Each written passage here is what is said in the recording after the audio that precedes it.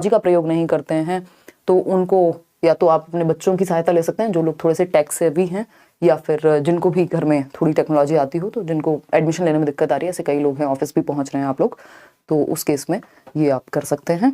घर बैठ करके ही, परेशान ना हो। लोग बिहार से भी आ रहे हैं कोर्स के बारे में जानकारी के लिए, तो बड़ा मतलब ऑकवर्ड भी हो जाता है कई बार। तो स्टार्ट करते हैं आज की कहानी। किसी भी फेक वेबसाइट लेट्स लर्न की अभी तक कोई वेबसाइट नहीं है, ऐप कोई नहीं है लेट्स लर्न के नाम से। पहले हमने बनवाई थी बट वो उसको पॉज किया था बीच में ही। तो कोई ऐप नहीं है, कोई वेबसाइट नहीं है। अगर कोर्सेज पेड होते हैं तो करियरविल पर, नहीं तो फ्री यूट्यूब पे आपको देखने को मिलते हैं। सिर्फ 2 चैनल हैं जो ऑथेंटिक हैं। एक हिमांशी सिंह जो 7 लाख के आसपास सब्सक्राइबर हैं, और ये आपका 36 लाख 37 लाख लोग हम यहाँ जुड़े हुए हैं लेट्स लर्न। इसके अलावा कोई भी ऑफिशियल चैनल लेट्स लर्न का, या मैंने आपको सारा बता दिया, टेलीग्राम का एक चैनल है जिसपे 7.5 लाख लोग जुड़े हुए हैं।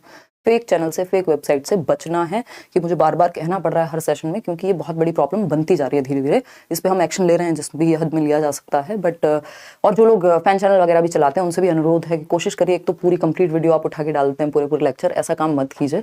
और दूसरा ये कि कुछ भी सेंसिटिव इन्फॉर्मेशन, जैसे मेरे फादर के बारे में एक वीडियो थी, तो वो उस समय का टाइम था, उस टाइम की नीड थी कि वो इन्फॉर्मेशन या वो बातें इमोशनली या कहनी पड़ी, तो उसकी भी क्लिप लगा करके लोगों ने लगाई हुई है। वो वीडियो ही मैंने प्राइवेट कर दी है, और 1-2 चैनल्स ने जिन्होंने लगाया था उसको भी मैंने बोल दिया है, अगर आप लोगों ने नहीं हटाई तो हटा लीजिए। ये कुछ बातें हैं, क्योंकि कुछ चीज़ें सेंसिटिव होती हैं। हम लोग जो लोग इंटरनेट पर काम करते हैं तो उन लोग के लिए कई बार, और लोग कनेक्टेड हैं, आप लोग दिल से कनेक्टेड हैं, हम भी जुड़े हुए हैं, तो इस तरह की चीज़ें हो जाती हैं। तो किसी भी इन्फॉर्मेशन को मिस इंटरप्रेट होने से बचाना है सभी को, है ना। सेंसिटिविटी के साथ यूज़ करना है। अगर आप क्लिप भी यूज़ कर रहे हैं तो ठीक है। नेहा, प्रीवियस ईयर कितने साल पुराना देखें, सिर्फ ऑनलाइन कर लीजिए अभी, और हद से हद 2018 और 19 के दोनों पेपर, ये 3 पेपर कर लीजिए अगर ऑफलाइन के करने हैं तो। स्टार्ट करें आज की कहानी। पहला क्वेश्चन आपके सामने है। एक बार मैं आपको 5th क्वेश्चन दिखाऊंगी, फिर हम आएंगे आगे की चर्चा पे, जिसको देख करके कंफ्यूजन कई लोगों के दिमाग में हो सकता है। ये क्वेश्चन आप पढ़िएगा कि एक पिजेशियन थियोरी में जो प्रोसेस है, चाइल्ड ट्रांसफॉर्म करता है, मॉडिफाई करता है स्कीमा को नए एक्सपीरियंस को ढालने के लिए। और दूसरा एक क्वेश्चन है कि जब बच्चा ट्रांसफॉर्म करता है एक्सपीरियंस को एग्जिस्टिंग स्कीमा में ढालने के लिए। दोनों का आंसर अलग है, लेकिन लोग रट लेते हैं कई बार कि ट्रांसफॉर्मेशन या मॉडिफिकेशन का मतलब एकोमोडेशन है। तो इन दोनों क्वेश्चंस को हम डिस्कस करेंगे ताकि आप पेपर में कंफ्यूज ना हो। अगर लैंग्वेज को चेंज करके पूछा जाए, पूरा पढ़ के संदर्भ समझना है, कॉन्टेक्स्ट समझना है, तब जाकर के आंसर करना है किसी भी क्वेश्चन का। और स्टार्ट करते हैं आज की कहानी। पियाजे, वाइगोस्की और कोहलबर्ग के क्वेश्चंस हम डिस्कस करेंगे। पहला क्वेश्चन आपके सामने है, आप जवाब दे रहे हैं। 75% लोग ए कह रहे हैं। नहीं, मैं बिल्कुल भी दुखी नहीं हूँ शिवानी, बस थोड़ा सा हम स्लो चलेंगे, लॉस ऑफ एनर्जी कह लीजिए, अदरवाइज कोई दुख ऐसा जीवन में है नहीं, बढ़िया है सब कुछ, आप लोगों का प्यार है। देखिएगा क्वेश्चन नंबर 1 देखिएगा और समझते हैं इसको, काम कई बार ज्यादा हो जाता है। क्वेश्चन नंबर 1 देखिए और समझिए। अभी हम आएंगे, अभी धीरे धीरे चर्चाएं करेंगे, है ना।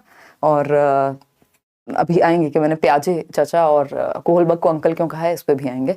पहला क्वेश्चन देखिएगा। अगर हम बात करें जीन पियाजे की, तो पियाजे की जो थियरी है, in Jean Piaget's theory of cognitive development, पहले तो हमें नाम याद रखना है कि पियाजे की थियरी को संज्ञानात्मक विकास का सिद्धांत, कॉग्निटिव डेवलपमेंट या इंटेलेक्चुअल डेवलपमेंट, बौद्धिक विकास का सिद्धांत भी कह दिया जाता है। The 2 complementary processes of accommodation and assimilation are a part of, यानी 2 कॉम्प्लीमेंट्री प्रोसेसेस हैं, यानी पूरक क्रियाएं हैं एक दूसरे की, जिनको हम संयोजन या समावेशन कहते हैं। और अगर हम बात करें तो ये दोनों किसकी पूरक प्रक्रियाएं हैं, यानी किसको बनाती हैं मिलकर के, या किसके अंदर ये आती हैं। सिंपल बात पूछिए हमसे।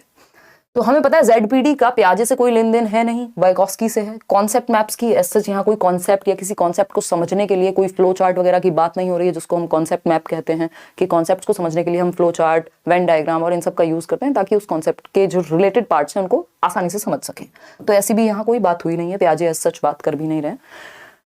एडवांस ऑर्गेनाइजर मॉडल भी इंफॉर्मेशन को रिटेन करने के लिए यूज किया जाता है, तो ये भी नहीं है।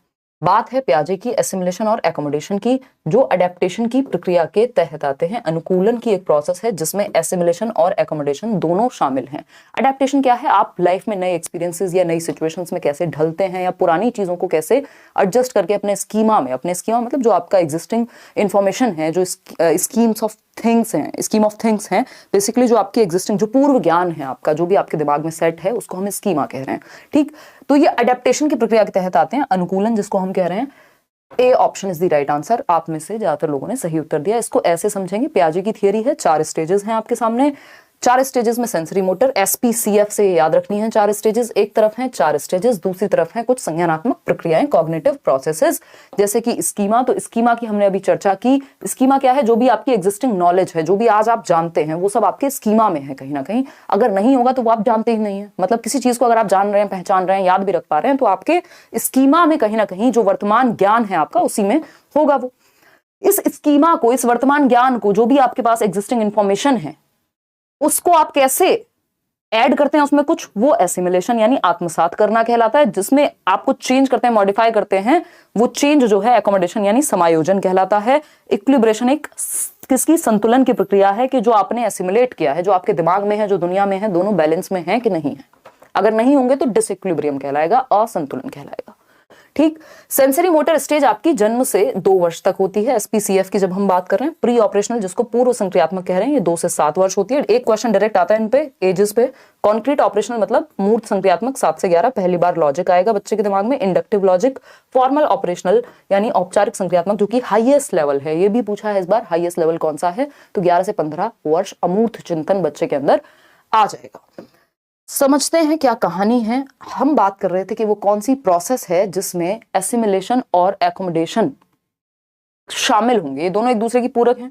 अगर देखें तो एसिमिलेशन मतलब जो भी एग्जिस्टिंग स्कीमा है उसमें कुछ ऐड किया। एकोमोडेशन में आप मॉडिफाई करके या तो ऐड कर रहे हैं, एक नया स्कीमा बना रहे हैं, या मॉडिफाई कर रहे हैं इंफॉर्मेशन को। ये दोनों ही प्रोसेसेस किसके अंदर आती हैं? अडेप्टेशन की प्रक्रिया यानी अनुकूलन के अंदर आती हैं। कि इस तरह से या तो आप जोड़ते हैं, किसी चीज में बदलाव करते हैं, या फिर नया स्कीमा बनाते हैं। तो ये दोनों ही प्रक्रियाएं, एसिमिलेशन और एकोमोडेशन, अडेप्टेशन अनुकूलन का हिस्सा है, जिसके थ्रू आपका स्कीमा अपडेट होता है। ठीक। और ये जो पूरी कहानियां हैं, ये हम समझ चुके हैं पियाजे की थियरी में। आपने कुछ ऐड किया, आपको बताया है डॉग को डॉग कहते हैं, आपके सामने एक डॉग आया, आपने कहा अरे डॉग है, आप बैलेंस में है, इक्विलिब्रेशन में है। नई सिचुएशन आई, आपने बिल्ली को देख के डॉग कह दिया, क्योंकि आपको पता था इसके 4 पैर होते हैं, 2 कान होते हैं, एक पूंछ होती है, और बिल्ली की भी है। तो आपने कह दिया डॉग को। जब आपने कैट कह दिया नई सिचुएशन में, जब आपने डॉग को कैट कह दिया और किसी ने कहा बेटा ये, सॉरी, कैट को डॉग कह दिया, तो किसी ने कहा बेटा ये डॉग नहीं है, तो आपके दिमाग में लाल बत्ती जली, डिसइक्विलिब्रियम हुआ, यानी असंतुलन की प्रक्रिया आई कि भैया जो मैं जानता हूं, यानी डॉग को मैं जानता था, और जो मैंने बाहर दुनिया में देखा है, जिस भी चीज को डॉग कहा है, और वो डॉग है नहीं, तो क्या हुआ? दोनों चीजें बैलेंस में नहीं है। जो दिमाग में है और जो दुनिया में दिख रहा है वो बैलेंस में नहीं है, यानी असंतुलन हो गया। अब आप इस डॉग का जो स्कीमा है, इसको ठीक करेंगे या कैट का नया स्कीमा बनाएंगे, या तो मॉडिफाई करेंगे या नया स्कीमा बनाएंगे। दोनों ही चीजें एकोमोडेशन में आएंगी, समायोजन में आएंगी। क्लियर है ये बात? चलिए आगे बढ़ते हैं। ये पियाजे की थ्योरी बहुत डिटेल में मैंने आपके साथ अभी जो मैराथन सेशंस हुए हैं लेटेस्ट, उनमें समझाई है। देखिएगा क्वेश्चन नंबर 2, जीन पियाजे और वाइगोस्की की बात हो रही है। ये फिल इन द ब्लैंक देख करके डरना नहीं है, घबराना नहीं है आपने बिल्कुल भी। ठीक है ना बात? अगर हम बात करते हैं, है ना, अगर हम बात करते हैं, किसकी बात करते हैं? पियाजे और वाइगोस्की की बात करते हैं। ईवीएस की पेडागोजी कैसे करें? अभी सबके मैराथन सेशंस होना बाकी है, डेट अनाउंस हो जाने दीजिए, ठीक है ना, डोंट वरी। और जो लोग केवीएस वाले परेशान हैं कि बैच में क्लास, तो बैच में क्लास आपकी अभी 3 दिन है, वेडनेसडे, थर्सडे और फ्राइडे। उसको शायद नेक्स्ट टू नेक्स्ट वीक हो सकता है कि 5 दिन कर देंगे, मतलब मंडे टू फ्राइडे कर देंगे, टेंशन नहीं लेनी, वो हो जाएगा। क्वेश्चन नंबर 2 है, व्हाइल जीन पियाजे gives importance to dash in children's learning, Lev Vygotsky considers dash to be important. यानी बच्चों के सीखने के संदर्भ में जीन पियाजे डैश को महत्व देते हैं, जबकि लेव वाइगोस्की डैश को। अब आपको इसमें सीक्वेंस जरूर याद रखना है, नहीं तो आंसर गलत हो जाएगा। जीन पियाजे नंबर 1 पे पूछा है कि जीन पियाजे किसको ध्यान में रखते हैं, तो पियाजे नंबर 1, वाइगोस्की नंबर 2। तो आपको सबसे पहले देखना है पियाजे किसको महत्वपूर्ण मानते हैं। क्या पियाजे मैचुरेशन को महत्वपूर्ण मानते हैं, जिसको वो जेनेटिक्स भी कह रहे हैं, जो हेरिडेटरी वैल्यू है मैचुरेशन यानी परिपक्वता, जो हाईली रिलेटेड टू हेरिडिटी होती है। बात तो सही है, पियाजे तो कहते हैं, हाँ, तो पहले पियाजे ही है नंबर 1 पे, ये तो प्रॉब्लम सॉल्व हो गई। वाइगोस्की कल्चरल टूल्स को यानी सांस्कृतिक उपकरणों को महत्वपूर्ण मान रहे हैं, कि संस्कृति, जो भी हमारी संस्कृति में चीजें चली आ रही हैं, जो भी समाज में चीजें चली आ रही हैं, जो भी हम रामायण महाभारत वॉटेवर जो भी हमारे आसपास या हमारी जनरेशंस में चीजें चली आ रही हैं, उनसे हम सीखते हैं, समाज और संस्कृति से सीखते हैं। बिल्कुल वाइगोस्की यही कहते हैं। वाइगोस्की 3 चीजों के बारे में बात करते हैं, सोसाइटी, कल्चर और लैंग्वेज, जिसमें से कल्चर यहाँ है। पियाजे और वाइगोस्की दोनों में से कोई भी रीइंफोर्समेंट का बहुत ही ज्यादा मानने वाला व्यक्ति नहीं है। और ये बात रीइंफोर्समेंट जैसी बात, पनिशमेंट जैसी बात कौन करता है? बिहेवियरिज्म करता है, बिहेवियरिस्ट लोग करते हैं, व्यवहारवादी करते हैं, स्किनर, पावलोव, थॉर्नडाइक, ये सारे लोग करेंगे। चेंज इन स्कीमास, ये तो बात पियाजे की होगी, और नंबर 2 पे तो हमें वाइगोस्की को लगाना है, तो ये तो हो ही नहीं सकता। ड्रिल एंड प्रैक्टिस, अगेन याद रखिएगा कंस्ट्रक्टिविज्म ड्रिल और प्रैक्टिस पे ज्यादा फोकस नहीं करता, यानी रचनावाद जिसपे पियाजे और वाइगोस्की बिलोंग करते हैं। रीइंफोर्समेंट अगेन बिहेवियरिस्टिक बातें हो गई, ये व्यवहारवादी पक्ष की बातें हो गई। वहीं पियाजे और वाइगोस्की क्या है? रचनावादी हैं, कंस्ट्रक्टिविस्ट हैं, जो कहते हैं बच्चा रचना करेगा। ये कह रहे हैं बच्चों को आप प्रैक्टिस करा दो, रीइंफोर्समेंट दे दो, पनिशमेंट दे दो, व्यवहार में चेंज करा दो। जबकि पियाजे वाइगोस्की कह रहे हैं भाई वो सक्रिय रूप से ज्ञान का निर्माण कर सकता है, कौन? बच्चा। तो एक्टिवली नॉलेज को कंस्ट्रक्ट करने की बात पियाजे वाइगोस्की करते हैं। ड्रिल, प्रैक्टिस, रीइंफोर्समेंट इनके लिए बिल्कुल भी पॉजिटिव बातें नहीं है। स्टिमुलस रिस्पांस की भी बात व्यवहारवाद करता है। ऑर्गेनाइजेशन पियाजे के अकॉर्डिंग हो सकता था, बट यहां वाइगोस्की होगा नंबर 2 पे, तो ये हो नहीं सकता सही।